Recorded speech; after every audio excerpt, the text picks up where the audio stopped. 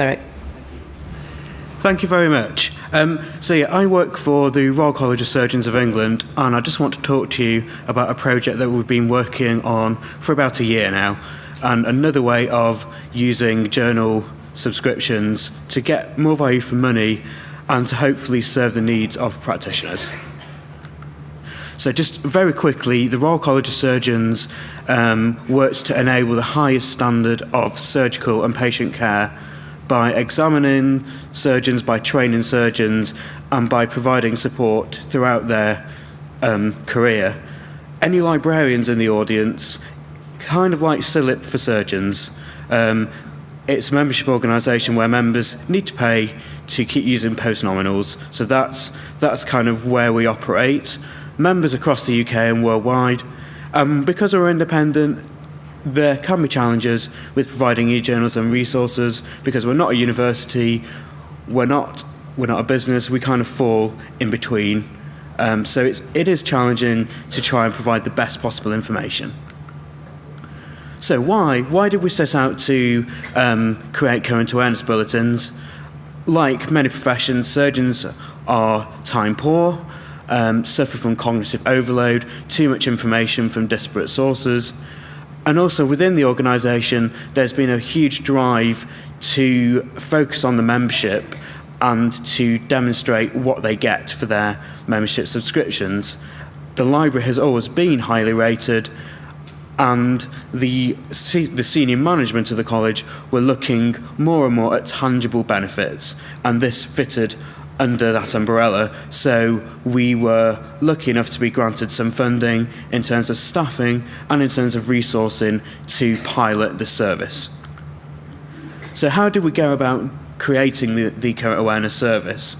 Well, surgeons learn by doing, and so we followed their lead. We created lots and lots of prototypes, which we then fed to a panel composed of surgeons out there in the field to get their viewpoint. So rather than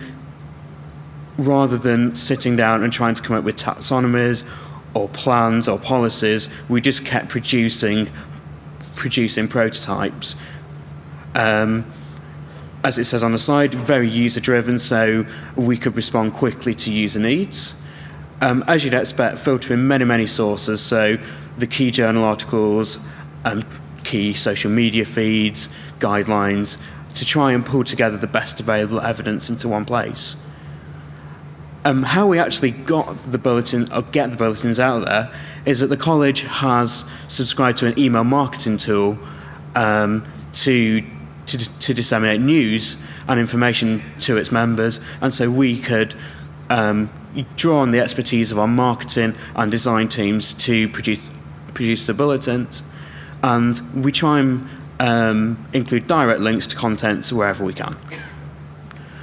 That's a very quick snapshot of what a bulletin looks like. I will be around after the session and can demonstrate it on my laptop because I realise that's quite difficult to see, but that's what we're aiming at. We're aiming for it to look visually pleasing to draw people in, but then also to be quite authoritative. So we're trying to always maintain that balance. Okay, challenges. A huge recurring challenge that I'm sure you experience yourselves and that maybe has cropped up in this college is interfaces, actually getting the user to the content. So yeah, many different interfaces, some of which are clearer than others. And so our key challenge is making our links go to the right places and also explaining to our members how to get at the content. So that's a continual challenge. But the benefits outweigh those challenges. A key benefit for us is that we're using our pre-existing subscriptions to repackage information. It's another way of getting information out there, getting it used, which is important for the evidence base to keep the information, to keep the subscriptions and keep the investment. It also positively impacts on other services as staff gain expertise in certain subject areas. that can positively impact on services such as literature searching, because they kind of know their field. Again, it's a tangible member benefit.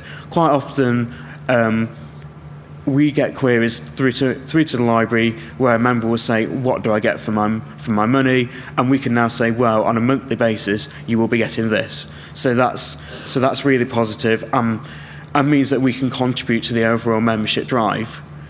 The early evaluation is positive, both in terms of the click-through rates, which are easy to get at from our e-marketing software, and in terms of the open rates, so people who actually open something within the bulletin, whether it's an article or a guideline. The flip side to that is it is very labour intensive. So probably this year we will have to do a cost benefit analysis and see if there are ways of improving the service in terms of workflow and whilst maintaining the quality of the product. But I would recommend engaging with a current awareness project just as another way of engaging with your audience, and, as I say, getting the information out there to the point of need. And yeah, that's all I have to say. I will be around after the talk if you've got any further questions.